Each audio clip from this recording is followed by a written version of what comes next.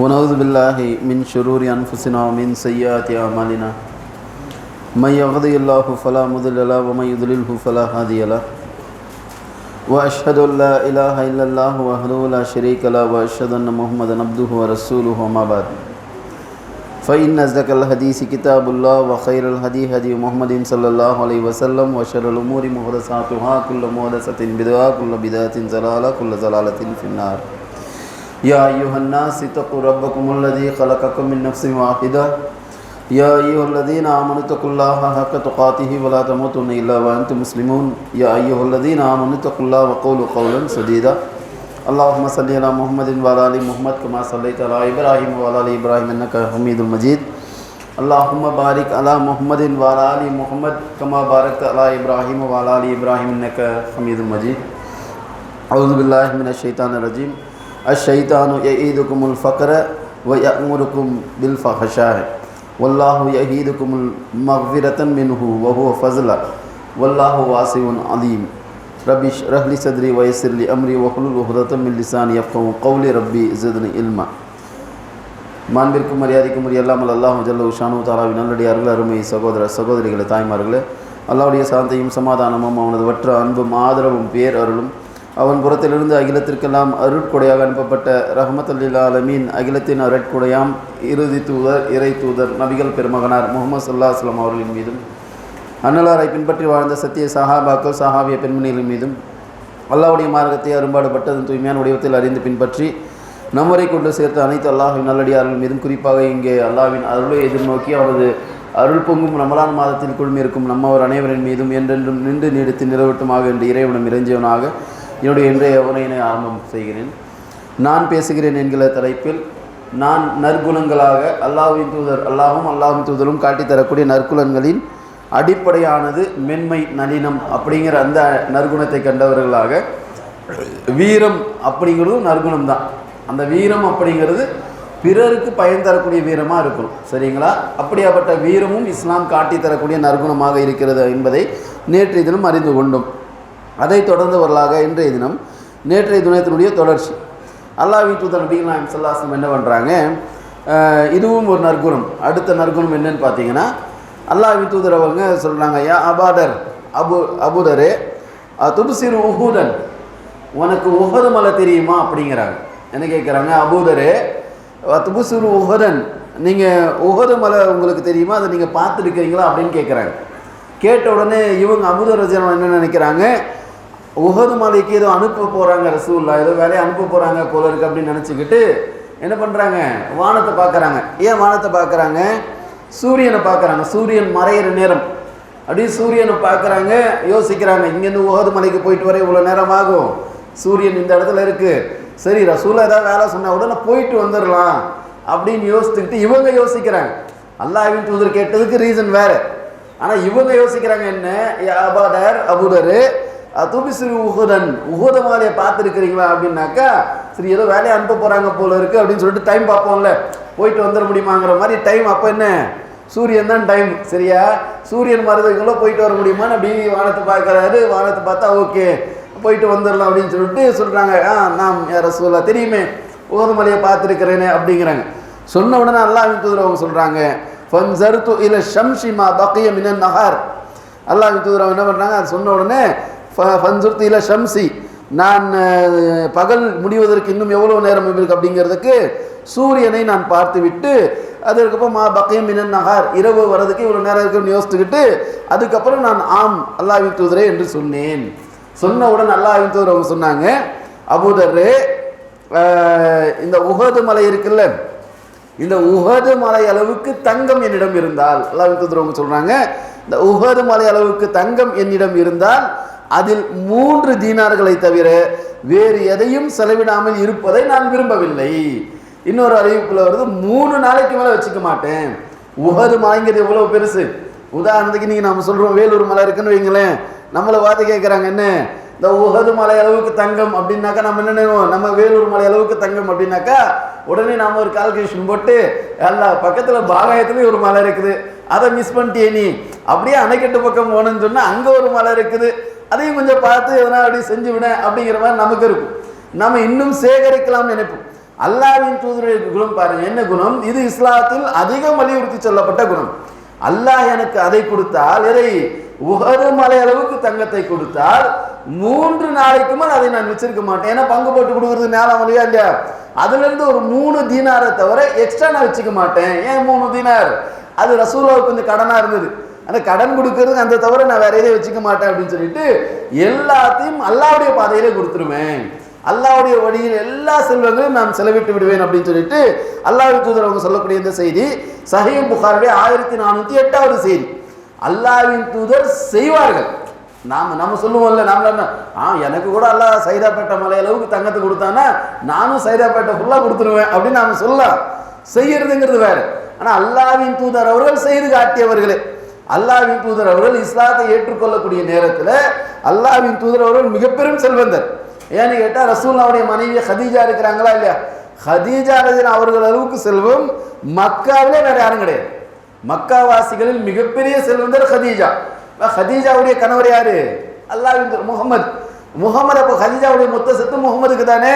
அவ்வளவு பெரிய செல்வந்தராக இருந்தவர்கள் தான் அல்லாஹ்வின் தூதர் அவர்கள். இஸ்லாத்திற்காக, இந்த மார்க்கத்திற்காக தனது பொருளாதாரத்தை செலவிட்டு செலவிட்டு செலவிட்டு இறுதியா ரசூலுல்லாஹ்வுடைய ஆளுக்கு எப்படி வந்துருச்சு? அல்லாஹ்வுடைய மனைவிமார்கள் சொல்றாங்க, 3 நாட்களுக்கு எங்கள் வீடுகளில் அடுப்பெரியாது, 3 மாதங்கள் ஒரு பிறையை பார்ப்போம், அதற்கு அடுத்த பிறையை பார்ப்போம் அப்படின்றாங்க. 3 நாளைக்கு மேல் வயிறார சாப்பிட்டது கிடையாது. 3 நாளைக்கு, சரிங்களா? அதே மாதிரி 3 மாதங்களுக்கு நாங்கள் அடுப்பெரிக்காமல் வெறும் பேரிச்சம்பழத்தையும் தண்ணீரையும் கொடுத்து வாழ்ந்தோம் அப்படின்னு சொல்லிட்டு ரசூலுல்லாஹ்வுடைய மனைவிமார்கள் சொல்றாங்க. சஹாபாக்கள் சிலர் ரசூலுல்லாஹ்வை பார்த்து வருவாங்க, எங்கிருந்து வெளியூர்ல இருந்து வருவாங்க. வந்து அல்லாஹ்வின் தூதரத்துல பசின்னுவாங்க, பசிக்குது அப்படின்னாக்கா அல்லாஹ்வின் தூதர் வீட்டுக்கு ஆள் அனுப்புவாங்க. வீட்டுக்கு அனுப்புனா என்ன, ஏதாவது சாப்பிட இருக்குதா, விருந்தாளி வந்திருக்குதான்னு கேட்டு அனுப்புவாங்க. கேட்டு அனுப்புனா அங்கிருந்து என்ன பதில் வரும்? எங்க வீட்டில் ஏதோ இன்னைக்கு தான் இப்போதான் மக்ரூனியை போட்டு வச்சிருக்கிறோம், சுட சுட சுத்திரியாகவும் இருக்குது, நீங்க வாங்க ஒரு கை பார்த்துடலாம், கைமா போட்டு செய்யணுமா இல்லை பாயா குருமா வைக்கணுமா, இப்படி பதில் வரும். அங்க ரசூலுல்லாஹ்வுடைய வீட்டில் இருந்து பதில் வருகிறது, தண்ணீரை தவிர வேற எதுவும் கிடையாது, சாப்பிடலாம் எதுவும் கிடையாது, குடிக்கிறதுக்கு தண்ணி இருக்கு அப்படின்றாங்க ரசூலுல்லாஹ்வுடைய மனைவிமார்கள். அப்ப அவ்வளவு செல்வத்தையும் என்ன பண்ணாங்க? ரசூலுல்லாஹ் இஸ்லாத்திற்காகத்தான் கொடுத்தார்கள். அதனாலதான் ஹதீஜா ரலியல்லாஹு அவ்வளவு சிறப்பு, சரிங்களா? தன்னுடைய எல்லா செல்வங்களையும் மார்க்கத்திற்காக தியாகம் செய்தவர்கள் அன்னை ஹதீஜா ரலியல்லாஹு அப்படின்னு சொல்லிட்டு நம்ம பார்க்கிறோம். ரசூலுல்லாஹ் செய்யவும் செய்வாங்க. உஹது மலை அல்லாஹ் கொடுத்திருந்தான்னு வைங்களேன், அல்லாஹ்வின் தூதர் கொடுத்து முடித்திருப்பாங்க. அப்படியாப்பட்டவர்கள் அல்லாஹ்வின் தூதர் அவர்கள். பாருங்க, நிறைய செய்திகள்.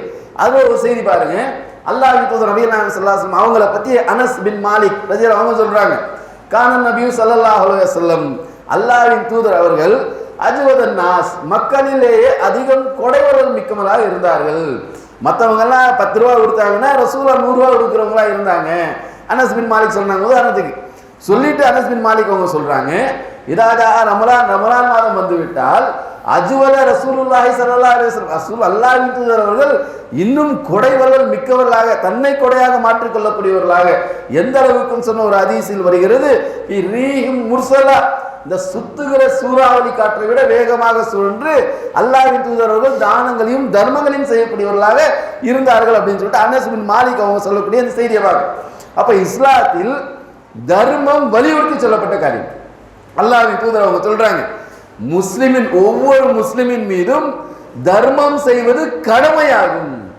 எப்படி தொழுக கடமையோ, எப்படி ரமலான் மாசத்துல நோன்பு வைக்கிறது கடமையோ, எப்படி நீங்க பொருளாதாரமும் உடல் வலிமையும் இருந்தால் ஹஜ்ஜுக்கு போறது கடமையோ, ஒரு அளவுக்கு பொருளாதாரம் இருந்தால் அதிலிருந்து ஜகாத் கொடுப்பது கடமையோ, இந்த போன்ற ஒரு கடமை என்ன, சதகா கொடுக்கிறது, தர்மம் கொடுப்பது ஒவ்வொரு முஸ்லிமின் மீதும் கடமை. குல்லு முஸ்லிமின் சதகா, அதாவது முஸ்லிம்கள் மீது சதகா தர்மம் செய்வதை ரப்பல் ஆலமீன் கடமையாக்கி வச்சிருக்கிறான். மேலும் அல்லாஹ்வின் தூதர் அவர்கள் சொல்றாங்க, ஒவ்வொரு முஸ்லிமின் மீதும் சதகா எப்படி தெரியுமா கடமை, தர்மம் எப்படி தெரியுமா கடமை, அவனது ஒவ்வொரு மூட்டிற்கும் அவன் தர்மம் செய்தாக வேண்டும். என்ன மூட்டு, இந்த கையில இருக்குதா இல்லையா, இதை மடக்கினா 3 மூட்டு வரும், 1 2 3, இந்த 3 மூட்டு, இதை மடக்கினா இங்க ஒரு மூட்டு, இங்க ஒரு மூட்டு, இங்க ஒரு மூட்டு, இப்படி உடம்புல இருக்கிற மூட்டு, இத்தனை மூட்டுகளுக்கும் ஒரு முஸ்லிம் தர்மம் செய்தே ஆக வேண்டும். அப்ப அவ்வளவு பெரிய கடமை, இஸ்லாத்தில் வலியுறுத்தி சொல்லப்பட்ட கடமை. மேலும் அல்லாஹ் ரப்புல் ஆலமீன் தர்மம் செய்யாதவர்களை வன்மையான முறையில் கண்டிக்கும். இன்னைக்கு சொர்க்கம் போறதுக்காக வந்து உட்கார்ந்து இருக்கிறோம், நோம்பு நோக்கிறோம், அதே மாதிரி தொழுகையில பேணிக் கொள்கிறோம். சொர்க்கம் போக வேண்டும் என்று சொன்னால் நீங்கள் தர்மத்தை கொடுங்கள், அல்லாஹ்வுடைய அருளை பெற வேண்டும் என்று சொன்னால் நீங்கள் தர்மத்தை கொடுங்கன்னு சொல்லிட்டு அல்லாஹ்வின் தூதர் நபி ஸல்லல்லாஹு அலைஹி வஸல்லம் சொல்லக்கூடிய செய்தியை பாருங்க. சஹீஹ் புகாரியுடைய 1442வது செய்தி. ஒவ்வொரு நாளும் என்ன பண்றாங்க, 2 மலக்குமார்கள் இறங்குறாங்க. 2 மலக்குமார்கள் கிடையாது, பல்லாயிரக்கணக்கான கோடிக்கணக்கான மலக்குமார்கள் இருக்கிறாங்க. நம்ம கிட்ட ஒவ்வொரு மலக்கு இருப்பாங்க, என்ன டைரி எழுதுற மலக்கு, சரியா? அவங்க தனி, மலக்குல் மவுத் தனி, அதே மாதிரி நரகத்திற்கான காவலாளி மாலிக் அவர்கள் தனி, அதை இழுத்து வரக்கூடிய மலக்குமார்கள் தனி, அல்லாஹ்வுடைய அர்ஷை சுமக்கக்கூடிய மலக்குமார்கள் தனி. இப்படி ஒவ்வொரு காரியத்துக்கும் மலக்குமார்கள் இருக்கிறாங்க. இப்படி ஒவ்வொரு காரியம் நிர்ணயிக்கப்பட்ட மலக்குமார்களை போன்று இந்த காரியத்தை நியமிக்கப்பட்ட மலக்குமார்கள் 2 பேர். இந்த 2 பேர் ஒவ்வொரு நாளும் பூமிக்கு இறங்குவாங்களாம். பூமிக்கு இறங்கி என்ன பண்ணுவாங்கன்னா அல்லாஹ்விடத்துல துஆ செய்வார்கள். என்னென்ன துஆ செய்வார்கள்? அல்லாஹும்ம இறைவா ஆதி முன்ஃபிகன் ஹலபன், இறைவா தர்மம் செய்பவருக்கு நீ பிரதிபலனை கொடுத்துருவாயாக. இறங்கி என்ன செய்யணும்? துஆ செய்வாங்க. அல்லாஹ்விடத்துல இறங்கி பூமியில மனிதர்கள் சம்பந்தமாக அல்லாஹ்விடத்துல துஆ செய்வார்கள். அல்லாஹும்ம இறைவா ஆதி முன்ஃபிகன் ஹலபன், உனது பாதையில் யார் தர்மங்களை செய்கிறார்களோ அவர்களுக்கு நீ பிரதிபலனை கொடு, அவங்களுக்கு நீ நிறைய கொடு, அவங்களுக்கு நீ நன்மையை கொடு, நன்மைக்கு பகரமா என்ன கொடு, உலகத்திலையும் கொடுப்பான் மறுமையிலையும் கொடுப்பான் அல்லாஹ் சொல்லிவிட்டு அடுத்து இன்னொரு மலக்கு ஒருத்தர் இந்த துவாவை கேட்பாரா, இன்னொருத்தர் என்ன கேட்பாரா, அல்லாஹும்ம இறைவா ஆதி முன்சிகன் தலபன், இறைவா உன்னுடைய பாதையில் கொடுக்காமல் யார் முடிந்து வைத்துக் கொள்கிறாரோ அவருக்கு அழிவை ஏற்படுத்துவாயாக. தர்மத்தை கொடுத்தா நல்லாவே அவருக்கு நன்மையை செய், தர்மம் கொடுக்காம வச்சுக்கிட்டா என்ன பண்ணணும்?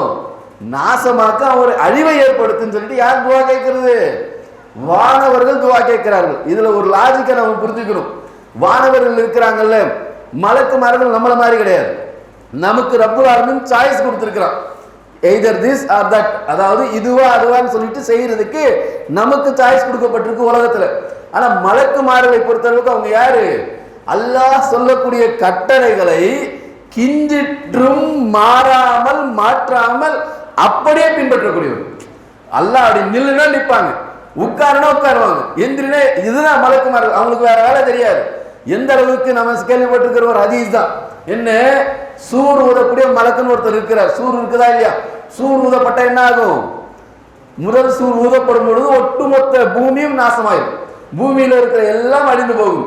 அடுத்து இன்னொரு சூர் ஊதப்படும். இன்னொரு சூர் ஊதுனா அடிஞ்சு போனதெல்லாம் எழுந்திருச்சு வெந்துடும்.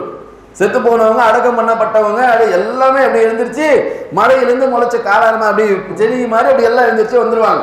இந்த 2 சூறு ஊதுறதுக்கு ஒரு மலக்கு இருக்கிறார். அல்லாஹ் என்ன பண்ணா, அந்த மலக்கு கையில சூரை கொடுத்துட்டு நான் சொல்லும் போது ஊதுன்னு சொல்லிட்டேன். என்ன, நான் எப்ப சொல்றேனோ அப்ப நீ ஊதிடணும். இதுதான் அந்த மலக்குக்கு வேலை. அவர் எப்படி இருக்கிறார்? நபிகள் நாயகம் ஸல்லல்லாஹு அலைஹி வஸல்லம் சொல்றாங்க, அந்த மலக் தன்னுடைய வாயில் சூரை வைத்தவராக, அல்லாஹ்வுடைய கட்டளைக்கு அப்படியே கீழ்ப்படியக்கூடியவர்கள் மலக்குமார்கள். தன்னுடைய வாயில் அந்த சூரை, அந்த இக்காரத்தை வைத்தவராக அந்த மலக் அல்லாஹ்வுடைய அர்ஷை பார்த்து கொண்டே இருக்கிறார். என்ன ஏன் பார்த்துக்கிட்டு இருக்கிறாரு? அல்லாஹ் எப்படி பார்த்துக்கிட்டு இருக்கிறாரு? கண்களை சிமிட்டாமல் பார்த்துக்கிட்டு அப்படியே பார்த்துக்கிட்டே இருக்கிறாரு. ஏன் அப்படி சிமிட்டுற நேரத்தில் அல்லாஹ் அப்படின்ட்டானா முடிஞ்சு போச்சு இல்லையா? அல்லாஹ்வுடைய கட்டளை மீறிடுவாரு, அதை கூட செய்யக்கூடாது. அல்லாஹ் எப்படா சொல்லுவான் அப்படிங்கிற மாதிரி அல்லாஹ்வுடைய அந்த கட்டளையை எதிர்நோக்கி காத்து கொண்டிருக்கிறார். மலக்குமார்கள் அல்லாஹ்வுடைய கட்டளை மீறவே மாட்டார்கள் கொஞ்சம் கூட. அது சொல்லுவாங்கல்ல, பிசிறு தட்டாதுன்னுவாங்கல்ல, அப்படி வேலை செய்யக்கூடியவர்கள் மலக்குமார்கள். அப்ப மலக்குமார்கள் வானத்துல இருந்து இறங்கி துவா கேட்கிறாங்கன்னா அவங்க சுயமா கேட்பாங்களா, அல்லாஹ் அனுப்பி கேட்பாங்களா? அல்லாஹ் அனுப்பி கேட்கிறாங்கன்னு அர்த்தம். என்ன கேட்க சொல்கிறான் அல்லாஹ் ரப்பல் ஆலமீன்? அல்லாஹும்ம இறைவா ஆதி முன்ஃபிகன் ஹலபன், உன் பாதையில தர்மம் 1 ரூபாய் கொடுத்தாரா, அந்த 1 ரூபாய்க்கு நான் நன்மை நீ கொடுத்துரு. 10 ரூபாய் கொடுத்தாரா, 10 ரூபாய்க்கு நான் நன்மை பிரதிபலனை நீ கொடுத்துரு. அல்லாஹ் எவ்வளவு கொடுப்பான் பின்னாடி நம்ம வசனங்களை பார்ப்போம். கேட்டு விட்டு இன்னொரு மலக்கு கேட்கிறாரு, அல்லாஹ் சொல்லி அனுப்பியதெல்லாம் கேட்கிறார். அவர் கேட்கிறார், அல்லாஹும்ம இறைவா ஆதி முன்சிகன் தலபன், உன் பாதையில கொடுக்காம வா, வெறும் 10 ரூபாய் பேக்கெட்ல வச்சுக்கலாம் அப்படின்னு சொல்லிட்டு சொல்லக்கூடிய அவர்களுக்கு என்ன பண்ணும்? அல்லாஹ் ரப்பல் ஆலமீன் அழிவை ஏற்படுத்து, அவங்கள நாசமாக்கிரு. மலக்குமார்கள் அல்லாஹ் கேட்டு கேட்கிறாங்கன்னாக்கா அல்லாஹ் அழிவை ஏற்படுத்துகிறான் அப்படிங்கிறது இதுக்குள்ள இருக்குன்னு நினைச்சுக்கணும். அப்ப அல்லாஹ்வுடைய அழிவை பெற்று தரக்கூடிய காரியம் எது? தர்மம் செய்யாமல் முடிந்து வைத்துக் கொள்வது. அல்லாஹ்விடத்துல நன்மைகளை பெற்று தரக்கூடிய காரியம் இது அல்லாஹ்வுடைய பாதையில கொடுக்கிறது அப்படிங்கிறத இந்த ஹதீஸின் மூலமாக நாம் தெரிந்து கொள்ளலாம். அல்லாஹ் சொல்வதாகவே சில ஹதீஸ்கள் வரும். கால அல்லாஹு கால நபி ஸல்லல்லாஹு அலைஹி வஸல்லம் சில ஹதீஸ் வரும். அல்லாஹ்வின் தூதர் அவர்கள் அறிவித்தார்கள். சில ஹதீஸ்கள் எப்படி வரும்னு சொன்னா கால அல்லாஹு அல்லாஹ் சொன்னான் அப்படின்னு வரும்.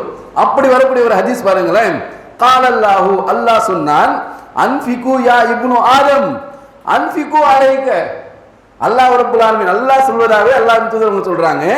கால அல்லாஹு அல்லாஹ் சொன்னான் அன்ஃபிகு யா இப்னு ஆதம் ஆதமுடைய மகனே அல்லாஹ்வுடைய பாதையில் செலவிடு. அல்லாஹ்வுடைய பாதையில் என்ன பண்ணு? செலவு பண்ணு. உனக்கு நான் 1000 ரூபாய் கொடுத்துருக்கிறேன், 10 ரூபாய் கொடுத்துருக்கிறேன், 100 ரூபாய் கொடுத்துருக்கிறேன், 1 ரூபாய் கொடுத்துருக்கிறேன்னா என்ன பண்ணணும்? கொடுத்தது நீ வச்சுக்கிறதுக்காக கிடையாது, தம்பட்டை அடிக்கிறதுக்காக கிடையாது, வீண் விரயம் செய்யறதுக்காக கிடையாது. எதுக்காக? இப்னு ஆதம் அன்ஃபிகு இப்னு யா இப்னு ஆதம் அன்ஃபிகு அலைக்க, நீ என் பாதையில் செலவிட்டால் நான் உனக்காக தருவேன். ஆதமுடைய மகனே மற்றவர்களுக்காக நீ செலவு பண்ணு, உனக்காக நான் செலவிடுவேன். கொடுத்துருக்கிறேன்ல 10 ரூபாய் நீ கொடு, கொடுத்த நான் தருவேன் மீண்டும்ன்றான். எப்பவுமே கையில் எதையாவது வச்சுக்கிட்டு கேட்ப யாரை கொடுப்பாங்களா? வெறும் கையை தான் ஏதாவது கோப்பை சொல்லுவாங்க. உதாரணத்துக்கு என்ன சொல்லுவாங்க? ஒரு கோப்பை ஃபுல்லாக டீ இருக்குங்க, டீ ஃபுல்லாக இருக்குது, பாய் இன்னும் கொஞ்சம் டீ பிடிங்களேன் அப்படின்னு என்ன சொல்லுவாங்க? ஓ முதல்ல டீயை குடிப்பா அப்புறம் வாங்கிக்க. கப்பு எம்டியாக இருந்தால் தான் மறுபடியும் டீ பிடிக்க முடியும். அப்ப அல்லாஹ்வுடைய பாதையில கொடுத்தாதான் அல்லாஹ்வும் கொடுத்து கொண்டே இருப்பான். அல்லாஹ் சொல்கிறான் நீ செலவு பண்ணு நான் உனக்கு கொடுக்கிறேன்னு சொல்லிட்டு அல்லாஹ் ரப்பல் ஆலமீன் சொல்வதாக ரசூலுல்லாஹ் சொல்லக்கூடிய இந்த செய்தி அபூ ஹுரைரா அறிவிக்கிறாங்க. புகாரியுடைய 5352வது செய்தி.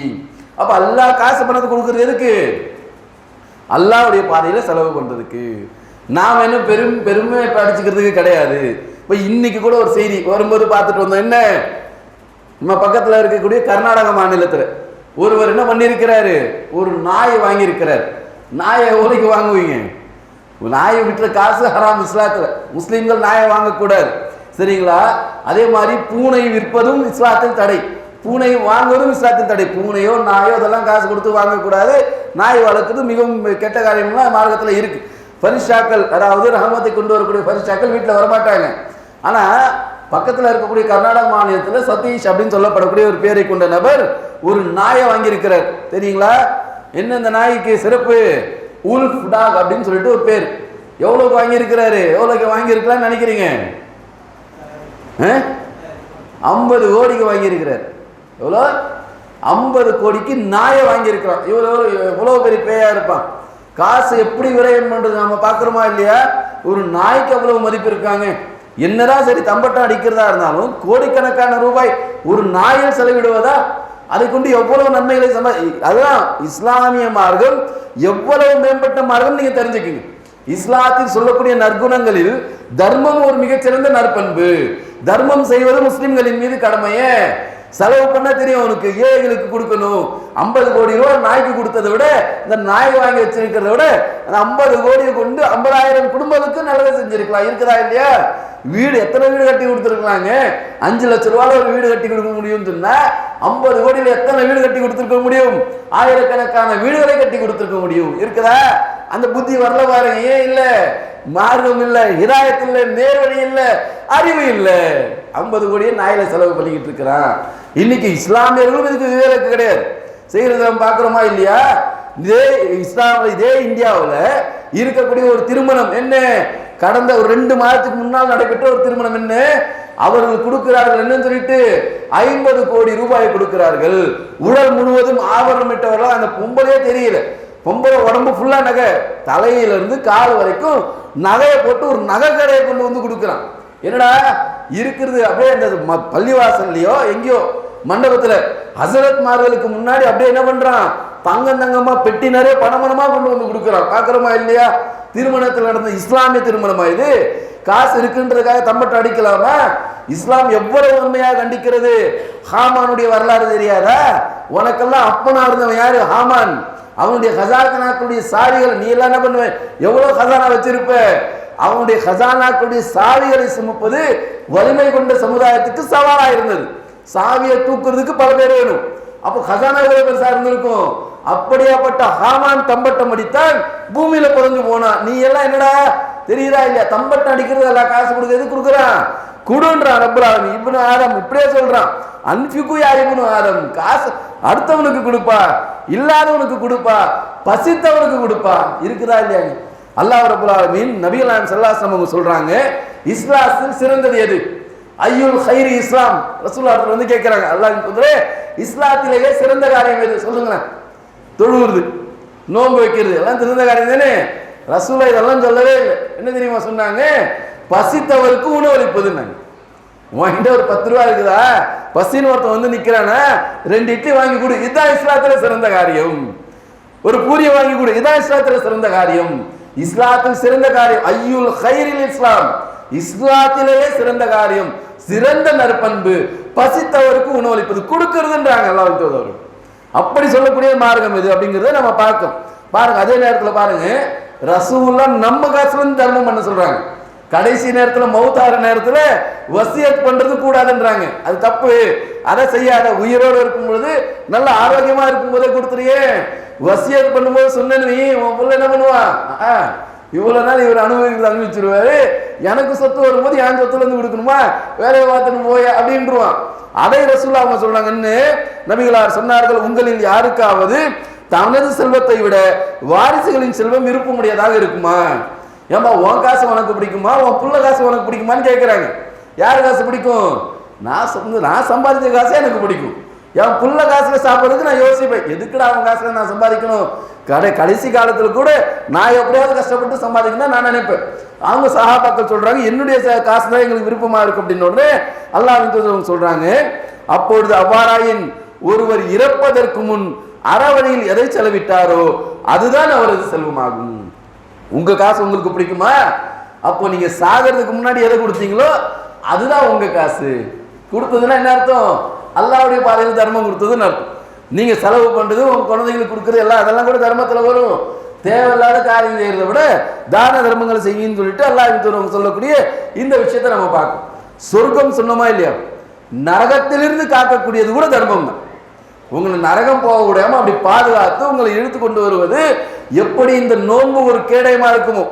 நரகத்திலிருந்து நம்ம ஆரம்பத்தில் பார்த்தோம், சௌமு ஜுன்னதி மினன்னார், இந்த நோன்பு என்பது கேடயம், நரகிலிருந்து உங்களை காக்கக்கூடிய கேடயம். அதே போன்று இந்த நரகிலிருந்து உங்களை காக்கக்கூடியது எது?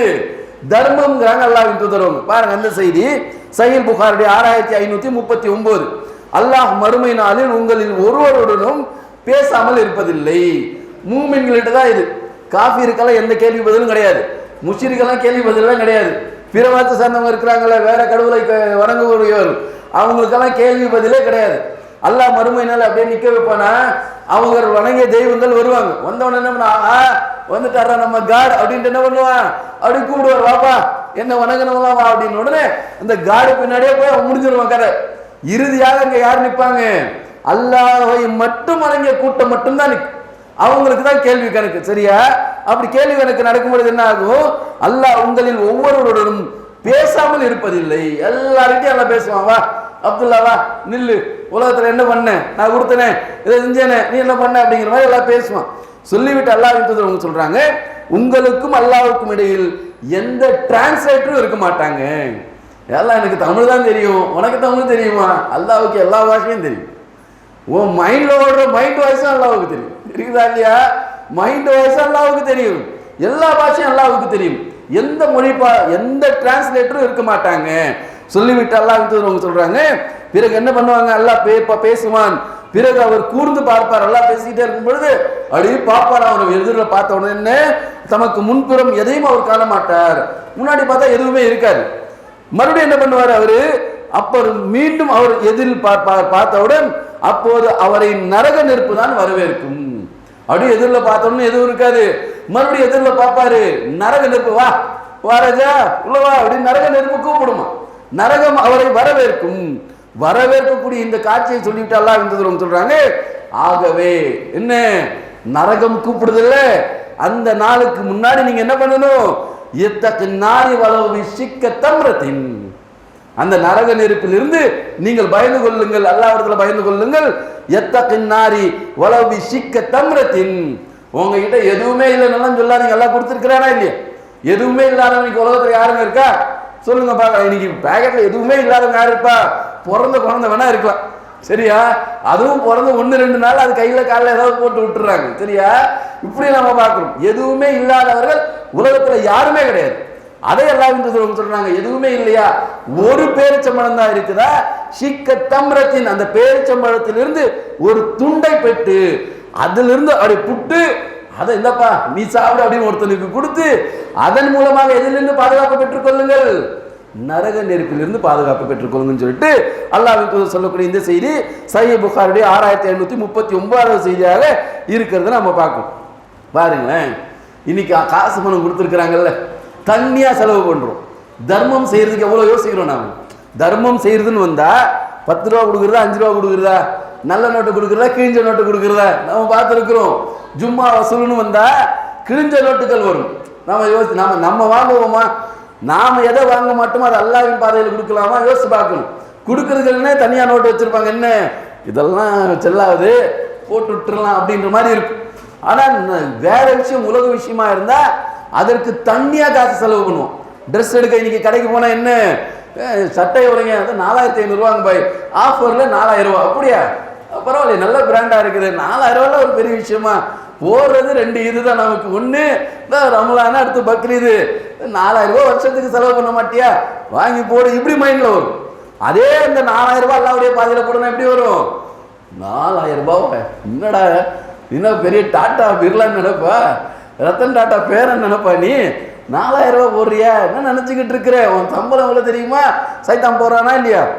இது ஒரு அருட்கொடை தான். செல்வம்ங்கிறது ஒரு அருட்கொடை. இதை நான் அல்லாஹ்வுடைய பாதையில் அளவு செலவு பண்ணுவோம், அல்லாஹ் கண்டிப்பா கேள்வி கேட்பான். ஆனா ரசூல்ல ஒரு அருட்கொடை சொல்றாங்க பாருங்க, ரொம்ப அழகான ஒரு சம்பவம். நபிகள் நாயகம் ஸல்லல்லாஹு அலைஹி வஸல்லம் அவங்க அபூ ஹுரைரா அறிவிக்கிறாங்க, அல்லாஹ்வின் தூதர் அவர்கள் ஒரு பகல் அல்லது ஒரு இரவு, 2 மாதிரி செய்தி வருது. பகல் நேரம், வெயில் நேரம், இல்ல ஒரு நைட் டைம்னு வருது. ரசூலுல்லாஹ் அப்படி பகல் நேரத்துல வராங்க, வெளியே வராங்க. வெளியே வந்தா அபூபக்கர் சித்திக் நின்றுகிட்டு இருக்கிறார். அந்த நேரத்துல அபூபக்கர் வெளியே இருக்க மாட்டார். ரசூலுல்லாஹ் பார்த்துட்டு கேட்கறாங்க, அபூபக்கர், என்ன அபூபக்கர் இந்த டைம்ல நிக்கிறீங்களே அப்படிங்கிறாங்க. உடனே அபூபக்கர் என்ன பண்றாங்க, அல் ஜூ யா ரசூலுல்லாஹ், பசி யா ரசூலுல்லாஹ். பசி என்னாச்சு? தூங்க முடியல. பசி இருந்தா தூக்கம் வராது. சரியா? தூங்குற டைம் மாதிரி இருக்குது. பசி, என்ன பசின்னா அப்படி வெளியே வந்துட்டேன், சாப்பிட ஏதாவது கிடைக்குமான்னு வந்துட்டேன். இன்னைக்கு இருக்க மாதிரி எங்க ஹோட்டல்லாம் கிடையாது, யாராவது சாப்பாடு போட்டாதான் உண்டு. இத்தனைக்கும் அபூபக்கர் யாரு? அபூபக்கரும் மக்காவில் மிகப்பெரிய செல்வந்தர். ஏற்கனவே நம்ம சம்பவம் பார்த்தோமா இல்லையா? மிஸ்தாஹ் சொல்லப்படக்கூடிய ஒரு நபி தோழர் அபூபக்கரிடமிருந்து பொருளாதாரத்தை வாங்கி தன்னுடைய குடும்பத்தை நடத்தியவர். இந்த மாதிரி நிறைய உதவிகளை அபூபக்கர் செஞ்சிருக்கிறார். ஒருத்தர் அபூபக்கர் திட்டிடுவார். எப்போ? உதைபியா உடன்படிக்கைன்னு ஒன்று நடக்கும். உதைபியா உடன்படிக்கை நடக்கும்போது என்ன பண்ணுவாங்க, ஒருத்தர் வந்து அங்கே பேச வரக்கூடியவர் என்ன பண்ணுவார், ரசூலுல்லாஹ் கொஞ்சம் அப்படி தரக்குறைவா பேசி நபித்தோட தரக்குறைவா பேசுவார். பேசின உடனே அபூபக்கருக்கு கோவம் வந்து கெட்ட வார்த்தையை பேசிடுவார். பயங்கரமான கெட்ட வார்த்தை அது. அது நீங்க புகாரில இருக்கு, புகாரில கூட அரபுல தான் அந்த வார்த்தை இருக்கு. சரிங்களா? பத்ருல் உன்சுஸ்லாஸ் அப்படின்னு ஒரு வார்த்தை வரும். சரிங்களா? அது தமிழ்ல மொழிபெயர்க்கவே இல்லை. தமிழ்ல எப்படி போட்டிருக்காங்க தெரியுங்களா? டிரான்ஸ்லேஷனே எடுத்து பார்த்தீங்கன்னா தெரியும்.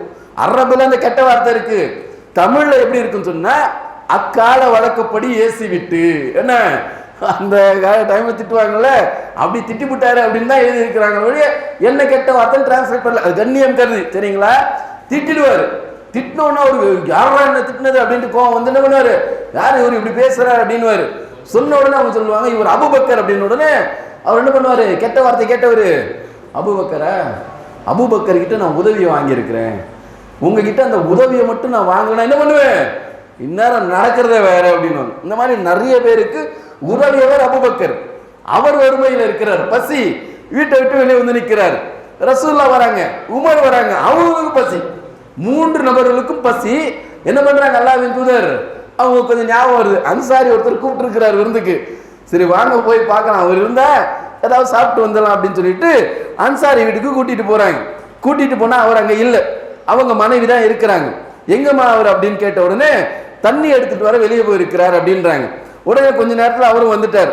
வந்த உடனே அல்லாஹ்வுடைய தூதர் சலாம் சொன்ன உடனே அவருக்கு ரொம்ப சந்தோஷம். சந்தோஷத்துல எப்படி சொல்றாரு, இன்றைய தினம் உலகத்திலேயே மிகச்சிறந்த விருந்தாளிகளை பெற்ற ஒரே நபர் நான் தான், எங்க வீட்டுக்கு நீங்க வந்திருக்கிறீங்களா ரசூலுல்லாஹ் அப்படின்னு சொல்லிட்டு உட்காருங்க அப்படியே எந்திரிச்சு ஓடுறார். ஓடினோடனே ரசூலுல்லாஹ் புரிஞ்சு போச்சு, என்ன போய் ஆடு இருக்கிற ஓடுறாரு அப்படின்னு. ரசூலுல்லாஹ் பிடிச்சி, ஏம்பா பால் கொடுக்குற அந்த ஆட்டெல்லாம் நீ அறுத்துறாத, ஆர்வ கலர்ல என்ன பண்ணுவாங்க, நல்லா வாட்ட சட்டமா பால் கொடுக்குற ஆடு, குட்டிக்கு பால் கொடுக்குற ஆடு இருக்குதா இல்லையா, அதை பிடிச்சி அறுத்துருவான். ரசூல் நிறுத்தி, பால் கொடுக்குற ஆட்டெல்லாம் அறுத்துறாதப்பா, வேற ஏதாவது ஆட்டை அறுத்துருவேன், அது பால் கொடுக்கணும், அந்த குட்டி பால் இல்லாமல் துடிக்குமா இல்லையா, அந்த மாதிரி ஆட்டை அறுத்துறாது அப்படின்னு சொன்னோன்னு வேறொரு ஆட்டை எடுத்து அறுத்து அல்லாஹ்வின் தூதருக்கும் அபூபக்கருக்கும் உமருக்கும் விருந்து பரிமாறுகிறார். சாப்பிட்டுட்டு அந்த பாலெல்லாம் குடிச்சிட்டு அங்கிருந்து வெளியே வராங்க. வெளியே வந்துட்டு ரசூலா சொல்றாங்க, எல்லா புகழும் இறைவனுக்கு அப்படின்னு சொல்லிட்டு அவர் கொடுத்துட்டாரு. இதை உண்ணுங்கள் என்று கூறிவிட்டு ஆடு அறுப்பதாக கட்டியை எடுத்தார். அல்லாஹ்வின் தூதர் அவர்கள் வேண்டாம், பால் தரும் மாட்டை அறுக்க வேண்டாம் என்று உச்சரிக்கிறேன் அப்படின்னு சொல்லிடுறாரு. சொன்னதுக்கு அப்புறம் அவங்க எடுத்துட்டு வந்து பேரிச்சங்குலையிலும் பேரிச்சம்பழத்தை கொடுக்குறாங்க, ஆட்டை எடுத்து கொடுக்குறாங்க. சாப்பிட்டுட்டு தண்ணியை குடிச்சிட்டு தாகம் தணிந்த போது அல்லாஹ்வின் தூதர் அவர்கள் அபூபக்கர் மற்றும் உமர் ரலியல்லாஹு ஆகியோரிடம் சொல்றாங்க, வல்லதி நஃப்ஸி பியதி, என்னுடைய உயிர் யார் கைவசத்தில் இருக்குதோ அவன் மீது சத்தியமாக இந்த அருட்கொடை பற்றி மறுமை நாளில் நீங்கள் விசாரிக்கப்படுவீர்கள். சாப்பிட பசி, சாப்பிட இல்லைன்னு தானே வெளியே வந்து நின்னீங்க. பசியா இருக்கும் பொழுது சாப்பிட இல்லைன்னு வெளியே வந்து நின்ன உங்களுக்கு அல்லாஹ் சாப்பாடு கொடுத்தான்ல, இது அருட்கொடை. இது என்னது? இது நியாமத். பசியா உன்னை போய் தூங்க வைக்கலையே, பசியா உன்னை போய் குழம்பு வைக்கலையே, இந்த பசிக்கு அல்லாஹ் கொடுத்தான இந்த நியாமத், இந்த நியாமத் குறித்து நீங்கள் விசாரிக்கப்படுவீர்கள். என்ன அர்த்தம்? அல்லாஹ் கொடுக்கிற ஒவ்வொரு வேலை ரிஸ்க் இருக்குதா இல்லையா, அல்லாஹ் தானே கொடுக்குறான், இது நியாமத்து தானே. பசியா சொல்லுவாங்க நிறைய பேர், காலையில எந்திரிக்கும் போது பசியா எந்திரிக்கிறோம். இங்க காலையில எந்திரிக்கும் போது பசியா எந்திரிக்கிறவங்க நைட்டு தூங்கும் போது பசியா தூங்குறோமா? வயிறார சாப்பிட்டுட்டு தானே தூங்குறோம், சொல்லுவோமா இல்லையா? காலையில எந்திரிக்கும் போது எதுவும் சாப்பிட்டு எந்திரிக்கிறது இல்லை, அப்படியே எந்திரிக்கிறோம், பசியா இருக்குது. ஆனா நைட்டு தூங்கும் போது நல்லா வயிறார சாப்பிட்டுட்டு செரிமானம் ஆகாத அளவுக்கு தான் நம்ம தூங்குறோம். அப்படி நாம பார்க்கணும். இது நியாமத், அல்லாஹ்வுடைய அருட்கொடை. இது குறித்து நீங்கள் விசாரிக்கப்படுவீர்கள். ரப்புல் ஆலமீன் திருமறை குர்ஆன்ல கூட ஒரு இடத்துல சொல்றான். ரப்புல் ஆலமீன் சின்னஞ்சிறு அத்தியாயங்கள்ல வரக்கூடிய அந்த வசனங்கள் எடுத்து பார்த்தீங்கன்னா, தகாசுர், தகாசுர்னா என்ன? தகாசுர்னா என்ன? செல்வத்தை அதிகமா தேடுறது, சரிங்களா? அல் ஹாக்குமுத் தகாசுர் ஹத்தா சுர்துமுல் மகாபிர்னு வரக்கூடிய சின்னஞ்சிறு அத்தியாயம். அந்த அத்தியாயத்துல இறுதி வசனம் என்ன? சும்ம லதுஸ் அலுன்ன யௌமைதின் அனின் நஈம். அந்த நாளில், எது யௌமைதின், அந்த நாளில் அனின் நஈம், இந்த அருட்கொடை பற்றி நீங்கள் விசாரிக்கப்படுவீர்கள். உங்களுக்கு கொடுத்த ஒவ்வொரு அருட்கொடையும் அல்லாஹ் விசாரிப்பான். 10 ரூபாய் கொடுத்தா விசாரிப்பான், 100 ரூபாய் கொடுத்தா விசாரிப்பான். எது அல்லாஹ்வுடைய பாதையில் கொடுத்தா தப்பிச்சிட்டோம். அதை நாம தேவையில்லாம செலவு பண்ண, இப்ப 50 கோடிக்கு செலவு பண்ணனே, என்ன பதில சொல்ல போறான்? 50 கோடிக்கு நாய் தேவையாது. நாய், அந்த 50 கோடிக்கு நாய் வாங்குறது பெரிய விஷயம் இல்லை. 50 கோடிக்கு வாங்கின நாய்க்கு இருக்கிற அது செலவு பண்ணுறது அது எவ்வளவு இருக்கும்? இப்போ தேவையில்லாத காரியங்கள் செய்வதெல்லாம் அல்லாஹ்வுடைய பாதையில நிச்சயம் கேள்வி கேட்குறது, இதெல்லாம் அருட்கொடை தான். அல்லாஹ் ஒரு 50 கோடி கொடுத்தானே கேள்வி கேட்க மாட்டானே? 50 கோடி எத்தனையோ பேருக்கு இல்லையே. இன்றைக்கு பசி இல்லாமல் இருக்கிறாங்களே, சோமாலியாங்கிற நாட்டில இருந்து போனை போட்டு என்ன கேட்கிறாங்க? மார்க்க தீர்ப்பு கேட்கிறாங்க. என்ன தீர்ப்பு? எங்களுடைய நாட்டில் எங்களுக்கு சஹரும் கிடையாது, இஃப்தாரும் கிடையாது, நாங்க நோன்பு வைக்கலாமான்னு கேள்வி வைக்கிறாங்க. என்ன அர்த்தம்? சாப்பாடு இல்லை எங்களுக்கு, காலையில சாப்பிட்றதுக்கு பேரிச்சம்பழம் கூட இல்லை, சஹருக்கு என்ன சாப்பிட்றது? பேரிச்சம்பழம் கூட இல்லை, இஃப்தாருக்கு என்ன சாப்பிட்றது? என்ன சமோசா கஞ்சி எல்லாம் கிடையாது, நாங்க நோன்பு வைக்கலாமான்னு கேட்கிறாங்க. 24 மணி நேரம் நோம்புல தான் இருக்கிறோம், நாங்க எப்படி இந்த சஹர்ல இருந்து இஃப்தாரும் கணக்கு வச்சு நோம்பு வைக்கிறதுன்னு சோமாலியா நாட்டை சேர்ந்த நபர்கள் கேட்கிறார்கள். இன்றைக்கு நம்ம பார்க்கிறோம், பாலஸ்தீனத்துல இந்த சீஸ் ஃபயர் இருக்கிற காலத்திலே இத்தனை நபர்களை கொன்று விட்டு அவர்களுக்கு பள்ளிவாசல் இல்லை, சாப்பாடு இல்லை, சஹர் இல்லை, இஃப்தார் இல்லை. எப்படி இதெல்லாம்? அப்ப அவங்க சாப்பிடாம இருக்காங்க, நாம எப்படி சாப்பிடுறோம்? சஹருக்கு அல்லாஹ் எவ்வளவு கொடுத்திருக்கிறாங்க? சஹர் சம்பந்தமா தான் அறிவிப்பு எழுதி கொடுத்திருக்கிறாங்க, சஹருக்காக கொடுப்பதற்காக. இஃப்தாருக்கு அல்லாஹ் ரப்பல் ஆலமீன் எவ்வளவு அருட்கொடை கொடுத்திருக்கிறார். இதெல்லாம் நியாமத், இதெல்லாம் நீங்கள் விசாரிக்கப்படுவீர்கள். அபூபக்கரையும் உமரையும் பார்த்து அல்லாஹ் சொல்றாங்க, பசியா வந்து நின்ன பாத்தியா, மகரிபு வந்து நின்ன பாத்தியா, பள்ளிவாசல் வந்து உட்கார்ந்த பாத்தியா, அந்த கொஞ்சம் கற்றா வந்து கொடுத்தானே, கூட 2 சமோசா வர வச்சிருந்தாங்களே, 2 பேரிச்சம்பழம் இருந்தது, இது எல்லாமே நியாமத். இது குறித்து நீங்கள் விசாரிக்கப்படுவீர்கள். அப்ப அல்லாஹ் கொடுக்கக்கூடிய செல்வம் இதுவும் நியாமத்து தான். அல்லாஹ் ஒரு 10 ரூபா கொடுத்தா அதுவும் அல்லாஹ்வுடைய அருட்கொடை, அது குறித்தும் நீங்கள் விசாரிக்கப்படுவீர்கள் சொல்லிட்டு அல்லாஹ் சொல்லக்கூடிய, அல்லாஹ்வின் தூதர் சொல்லக்கூடிய இந்த செய்தியை நாம பார்க்கிறோம். சஹீஹ் முஸ்லிமுடைய 4143வது செய்தி பாருங்க. நம்ம ஏற்கனவே பார்த்தோம், முன்னுரையில் உங்களுக்கு முன்னாடி வாசித்து காட்டிய வசனம். ரப்புல் ஆலமீன் திருமறை குர்ஆனில் சொல்கிறான், சூரத்துல் பக்ரா 2வது அத்தியாயத்துடைய 268வது வசனம், மூமின்கள் விஷயத்துல சொல்றான். அல்லாஹ் ரப்பல் ஆலமீன் பேசுகிறான், அஷ்-ஷைத்தானு, ஷைத்தான் இருக்கிறானா இல்லையா, யஈதுகுமுல் ஃபக்ர வ யஅமுருக்கும் பில் ஃபஹ்ஷா, ஷைத்தான் உங்களுக்கு ஏவுகிறான், வறுமை உங்களுக்கு பயமுறுத்துகிறான். என்ன பயமுறுத்துறான்?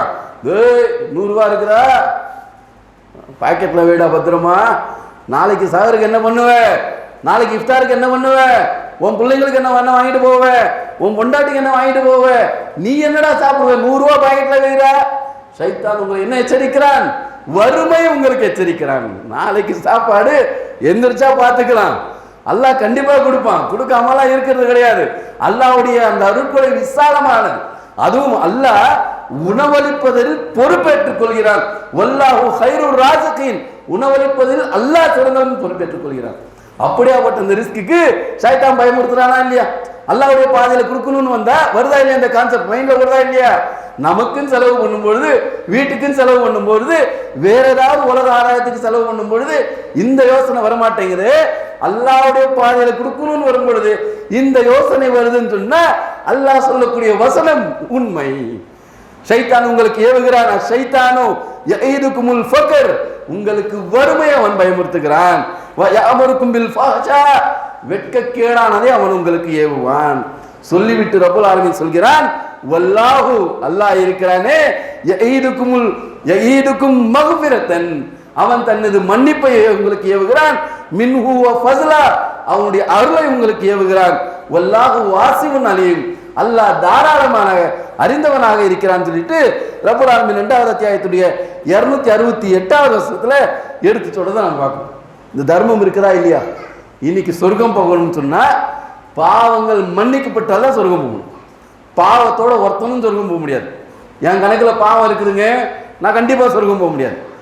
யாருடைய கணக்குல பாவம் இருக்கிறதோ, யாருடைய அந்த தட்டுகள் பாவ தட்டுகள் கணக்கிறதோ அவர் சொர்க்கம் செல்ல மாட்டார். அப்ப இந்த பாவத்தை நாம் அழிக்கணும், பாவத்தை நாம் குறைக்கணும். குறைக்கணும்னா என்ன பண்ணணும்? அல்லாஹ் ரப்பல் ஆலமீன் திருமறை குர்ஆனில் சொல்கிறார், யுகஃபிரு அன்கும் ஸய்யாத்திக்கும், இந்த தர்மம் இருக்கிறது அது உங்களுடைய பாவங்களை அழிக்கக்கூடியதா இருக்குது. ரப்பர் எரேசர்ன்றாங்க, எரேசர் இருக்குதா இல்லையா? பென்சில் ஏதாவது தப்பா எழுதிட்டேன்னு சொன்னா அதை அழிச்சிருமா இல்லையா? அந்த மாதிரி இந்த தர்மம், நீ செஞ்ச பாவத்தை அழிக்கிறதுக்கு எது எரேசரு? தர்மம் தான் எரேசர். உங்களுடைய பாவங்களை அழிக்கக்கூடியதாக இந்த தர்மம் இருக்குதுன்னு சொல்லிட்டு ரப்பல் ஆலமீன் திருமறை குர்ஆன்ல சொல்றோம். ஆரம்பமாக நான் பேசுகிறேன் அப்படிங்கிற தலைப்புல மூமின்களாக நம்ம பேசுவோம். மூமின்களுடைய பண்பு என்ன? என்ன பண்பு மூமின்கள்? ஆரம்பத்தில் நம்ம சொன்னோமா இல்லையா? அல்லதீன யுன்ஃபிகூன ஃபி ஸர்ராஹி வ ஸர்ராஹி, அவர்கள் வறுமையிலும் செல்வ செழிப்பிலும் வழங்கி கொடுக்கக்கூடியவர்களா இருப்பாங்க. சஹாபாக்கள் அப்படிதான் இருந்தாங்க. மூமின்னா அப்படிதான் இருக்கும். அல்லாஹ்வின் தூதர் சஹாபாக்களுக்கு சொல்லுவாங்க, அல்லாஹ்வுடைய பாதையில தர்மம் பண்ணுங்க அப்படின்னாக்கா எந்த சஹாபியுடைய பாக்கெட்லயும் காசு இருக்காது. உடனே எல்லாம் மார்க்கெட்டுக்கு ஓடுவாங்க, சந்தைக்கு ஓடுவாங்க. எதுக்கு? வேலையை பார்க்க இல்ல, போய் சந்தையில் போய் வேலை பார்த்து அதன் மூலமாக கூலியை பெற்று வந்து அதற்கு பிறகு தர்மம் கொடுப்பார்கள். பாக்கெட்ல ஒண்ணுமே இல்லையே, அல்லாஹ்வுடைய தூதரே பாக்கெட் காலியா இருக்குது சொல்ல மாட்டாங்க. பாக்கெட் காலியா தான் இருக்குது, உடம்புல தைரியம் இருக்குது, கொடுக்கிறதுக்கு மனசுல எண்ணம் இருக்குது. போ சந்தைக்கு, கூலி வேலை செய்ய, கூலியை வாங்கிட்டு வா, தர்மம் பண்ணு. இதை செய்வார்கள் சஹாபாக்கள். இருக்கிறத செய்வாங்க, இல்லைன்னாலும் ஓடி போய் சம்பாதிச்சு செய்வாங்க. அதான் ரப்பல் ஆலமீன் சொல்கிறான், அல்லதீன யுன்ஃபிகூன ஃபி ஸர்ராஹி வ ஸர்ராஹி, வறுமையிலும் செல்வ செழிப்பிலும் அல்லாஹ்வுடைய பாதையில் அவர்கள் செலவிடக்கூடியவர்கள் இருப்பார்கள் சொல்லிட்டு ரப்பல் ஆலமீன் திருக்குர்ஆன்ல பேசுறான். இன்னொரு இடத்துல ஏற்கனவே நாம பார்த்து சூரத் ஆல இம்ரான் 17வது வசனம், அஸ்ஸாபிரீன வல் சாதிகீன வல் கானிதீன வல் முன்ஃபிகீன, அவர்கள் யார்? நிறைமக்கள் யாரு? சாபிரின் பொறுமையாளர்கள், சாதிகின் உண்மையாளர்கள், காணித்தின் கட்டுப்பட்டு நடக்கக்கூடியவர்கள், வல் முன்ஃபிகீன், முன்ஃபிகீன்னா நல்வழியில் செலவிடக்கூடியவர்கள். எல்லாருக்கும் தெரிஞ்ச வசனம் சூரத்துல் பக்ரா. ரமலான் மாசம் வந்தாலே அப்படி பேஜ புரட்டின உடனே ஃபர்ஸ்ட் பேஜ்ல வரக்கூடிய வசனம் என்ன? அலிஃப் லாம் மீம் ஸாலிகல் கிதாப், இது வேதம், லா ரைப ஃபீ, இதுல எந்த சந்தேகமும் கிடையாது, ஹுதன் லில் முத்தகீன், இது நேர்வழி காட்டும் இறையச்சமுடையவர்களுக்கு. யாருக்கு? லில் முத்தகீன்களுக்கு நேர்வழி காட்டும். யார் அந்த முத்தகீன்கள்? அல்லதீன யுன்ஃபிகூன, எப்படி வருது அந்த வசனம்? அல்லாஹ் ரப்பல் ஆலமீன் திருமறை குர்ஆன்ல சொல்றான், அலிஃப் லாம் மீம் ஸாலிகல் கிதாபு லா ரைப ஃபீ ஹுதல்லில் முத்தகீன் அல்லதீன யுக்மினூன பில் கைபி வ யுகீமூன ஸலாத் வ மிம்மா ரஸக்னாஹும் யுன்ஃபிகூன். அவர்கள் மறைவானவற்றை நம்புவார்கள், நாம் சொன்னதெல்லாம் செய்வாங்க, தொழுகையை நிலைநாட்டுவாங்க, நாம கொடுத்ததிலிருந்து அல்லாஹ்வுடைய பாதையிலும் செலவு பண்ணுவாங்க அப்படின்னு சொல்லிட்டு ரப்புல் ஆலமீன் திருமறை குர்ஆன் முழுவதிலும் தர்மம் செய்யக்கூடியவர்கள் சம்பந்தமாக அதிகமாக பேசக்கூடிய இந்த வசனங்களை நாம் செவியுறுகிறோம். அப்படியாப்பட்ட நல்ல குணம் இஸ்லாத்தில் அதிகம் வலியுறுத்தி சொல்லப்பட்ட குணம் எது? அல்லாஹ்வுடைய பாதையில தர்மம் செய்வது. அல்லாஹ்வுடைய பாதையில ₹1 தர்மம் செய்தால் அதை ரப்புல் ஆலமீன் தனது வலக்கரத்தில் பெற்று அதை குதிரை குட்டியை வளர்ப்பது போல் வளர்த்து உங்களுக்கு நன்மை தருவான் அப்படிங்கிறத நபிகள் நாயகம் ஸல்லல்லாஹு அலைஹி வஸல்லம் சொல்றாங்க. இறுதியாக சஹீஹ் புகாரியுடைய 1897வது செய்தி, நபிகள் நாயகம் ஸல்லல்லாஹு அலைஹி வஸல்லம் சொல்றாங்க, அல்லாஹ்வின் பாதையில் யார் ஒரு ஜோடி பொருட்களை செலவு செய்தால் அவர் சொர்க்கத்தின் வாசல்களில் இருந்து அல்லாஹ்வின் அடியாரே இந்த நன்மையாகும், இதன் வழியாக நீங்கள் உள்ளே நுழையுங்கள் சொல்லிட்டு அழைக்கப்படுவார்கள் அப்படின்னு சொல்லிட்டு நபிகள் நாயகம் ஸல்லல்லாஹு அலைஹி வஸல்லம் சொல்றாங்க. சொர்க்கத்துக்கு எத்தனை வாசல்? 7 8 என்னங்க சேர்த்து சொல்லுங்க. சரி, அதுல என்னென்ன வாசல் இருக்கு? பாபு ரய்யான் யார் போவாங்க? நோன்பாளிகள் மட்டும். பாபு சலாத் தொழுகையாளிகள் மட்டும். அதே மாதிரி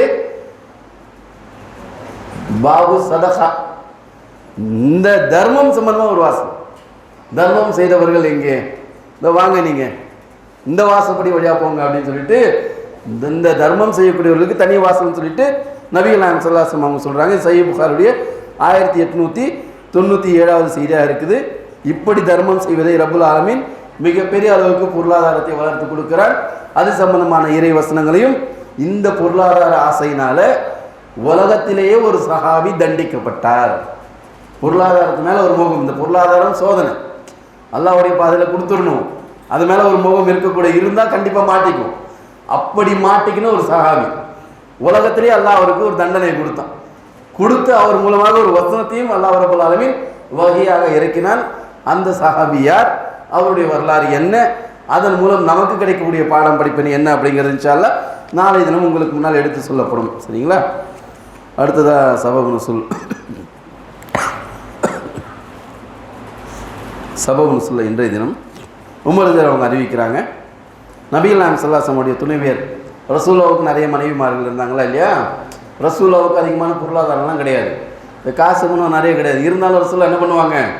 ஏழைகளுக்கு எடுத்து கொடுத்துருவாங்க. அது மட்டும் கிடையாது, திண்ணைத்தோடர்கள் ஒரு 70 பேர் இருந்தாங்க, அவங்களுக்கு வீடெல்லாம் கிடையாது, அவங்களையும் ரசூலுல்லாஹ் தான் பாதுகாத்தாங்க. சரிங்களா? அப்படி இருக்கும்பொழுது தன்னுடைய வீடுகளுக்கு பராமரிப்பு செலவு கொஞ்சம் கம்மியாக தான் கொடுத்தாங்க. கொடுத்த உடனே மனைவிமார்கள்லாம் ஒன்று சேர்ந்து என்ன பண்ணாங்க? ரசூலுல்லாஹ் கொடுக்குற காசு பத்தலன்னு சொல்லிட்டு கொஞ்சம் பிரச்சனை பண்ண ஆரம்பித்தாங்க. பிரச்சனை பண்ண உடனே அல்லாஹ்வின் தூதருக்கு அது மிகப்பெரிய ஒரு மன வருத்தத்தை ஏற்பட்டது. அதற்கு பிறகு அல்லாஹ்வின் தூதர் கொஞ்சம் ஒதுங்கியே இருந்தாங்க மனைவிமாரிடமிருந்து. அப்பொழுது உமர் பின் கத்தாப் ரலியல்லாஹு அவங்க வராங்க. உமர் யார்? ரசூலுல்லாஹ்வுக்கு என்ன உறவு முறை? மாமனார். உமருடைய மகள் ஹப்ஸா ரசூலுல்லாஹ்வுடைய மனைவி. அபூபக்கர் சித்திக்கும் மாமனார் தான், உமரும் மாமனார் தான். சரிங்களா? உமர் வரார். உமர் வந்துட்டு என்ன பண்றாரு? ரசூலுல்லாஹ்வுடைய மனசு நோக்கிற மாதிரி நீங்க காசு பண்ணதுக்கு ஆசைப்பட்டுக்கின்னு ரசூலுல்லாஹ்வுடைய மனசு நோக்கடிப்பீங்களா? அல்லாஹ்வுடைய தூதரை கழட்டி விடுங்க. இதெல்லாம் இப்படியே சொல்றாரு, என்ன இதெல்லாம் வேலைக்காவது, இவங்களை கழட்டி விடுங்க, வாங்க நம்ம பார்த்துக்கலாம், எல்லாம் வேற உங்களுக்கு கொடுப்பான், இதை விட சிறந்தது உங்களுக்கு கொடுப்பான். யாரு? தன் மகள் ரசூலுல்லாஹ்வுடைய மனைவி. அவங்க மகளை பார்க்கல, யாரை பார்க்குறாங்க? ரசூலுல்லாஹ்வை தான் பார்க்குறாங்க. ரசூலுல்லாஹ் மனசு போனபடி நடந்தா என் பொண்ணு கூட வேண்டாம், நீங்கள் விரட்டி அடிங்க, நீங்கள் தரத்தை விட்டுருங்க, அல்லாஹ் இதோட பெஸ்ட்டாக உங்களுக்கு கொடுப்பான்னு சொல்லிட்டு உமர் சொல்கிறாங்க. சொன்ன உடனே ரப்புல் ஆலமீன் திருமறை குர்ஆனுடைய ஒரு வசனத்தை இறக்கி அருளினான். சூரத்து தஹ்ரீம் 5வது வசனம், உங்களை அவர் விவாகரத்து செய்துவிட்டால் உங்களை விட சிறந்த முஸ்லிம்களை நம்பிக்கை கொண்டு கட்டுப்பட்டு நடக்கக்கூடிய, திருந்திக் கொள்ளக்கூடிய, வணக்கம் புரிகிற, நோன்பு நோக்கிற விதவைகளையும் கன்னியரையும் மனைவியாக இறைவன் அவருக்கு மாற்றி தரக்கூடும். உனக்கு பிரச்சனையா காசு மனத்தில்? நீ கிளம்பு, உன்னை விட பெட்டரான தொழக்கூடிய, கட்டுப்பட்டு நடக்கக்கூடிய, நோன்பு நோக்கக்கூடிய பெண்களை ரப்புல் ஆலமீன் அவருக்கு மாற்றி தருவான் அப்படின்னு சொல்லிட்டு ரப்புல் ஆலமீன் திருமறை குர்ஆன் வசனத்தையே இறக்கிவிட்டார். அதற்கு பிறகு மனைவிமார்கள் திருந்துறாங்க, திருந்தி ரசூலுல்லாஹ்வோடு சுமூகமாக நடக்கிறார்கள் அப்படிங்கிற செய்தியை நம்ம பார்க்கணும். அஸ்ஸலாமு அலைக்கும். மஸ்ஜித் பிலால் பினா பனந்தோப்பு கிளை சார்பாக ஒற்றைப்படை இரவு 5 நாட்கள் சஹர் உணவு ஏற்பாடு செய்யப்பட்டிருக்கு. சரிங்களா? இன்ஷா அல்லாஹ் இந்த ஒரு நாளைக்கான சஹர் உணவுக்கான செலவு வந்து 10,000 ரூபாய் செலவாகிறது. பொருளாதாரம் கொடுக்க விரும்பும் சகோதர